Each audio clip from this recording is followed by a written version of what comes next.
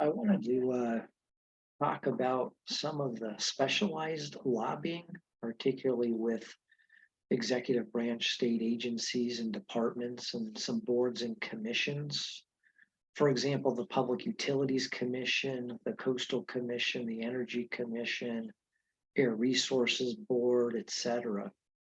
In general, a lobbyist is someone who's paid to communicate with officials for the purpose of influencing legislative or administrative action. Obviously, legislation involving the legislative branch of government at the state capitol, and administrative action is the quasi-legislative, not the quasi-judicial work or procurement work even of these state agencies and departments and boards and commissions, but the rulemaking.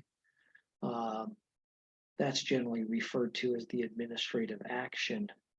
But there are other instances, particularly involving specialized agencies, where we get into some unique fields of lobbying. For example, under the California Government Code, proceedings before the Public Utilities Commission do, in fact, constitute an administrative action if it meets certain definitions that are set forth in statute.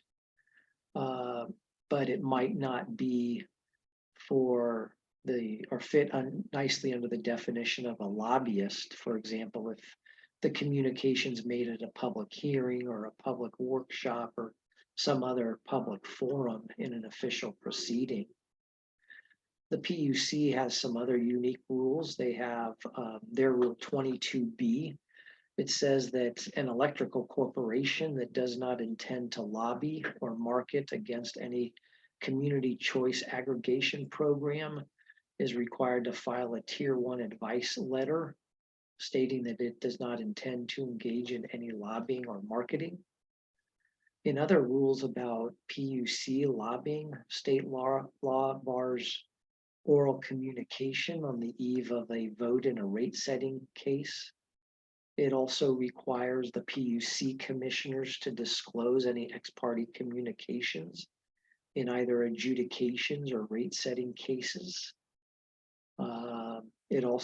Their rules also provide that investor representatives are covered by these same ex parte rules.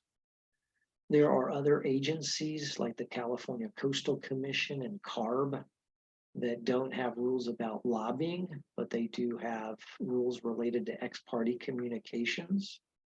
Now, while there are limitations on communications with CARB members, there's been unsuccessful legislation to require interest groups that seek to influence the coastal commissioners to disclose, for example, payments or even the use of registered lobbyists for that work.